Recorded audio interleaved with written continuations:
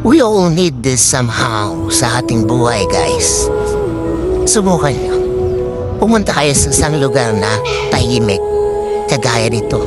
Sa bundok po ito, guys. Isa sa mga napakagandang bundok ng Nueva Vizcaya. At dito talagang very peaceful yung aking isip dito. Grabe, ang ganda ng lugar. Ito yung isa sa mga rason kung bakit ako umaakit ng bundok, guys. Besides sa exercise, besides sa mga makakilala mo na mga kaibigan, grabe, iba yung view dito. At very peaceful dito, guys. Alam mo yon, minsan pag sa buhay mo madami kang mga problema, try mo maghanap ng kagaya nito, guys. At talagang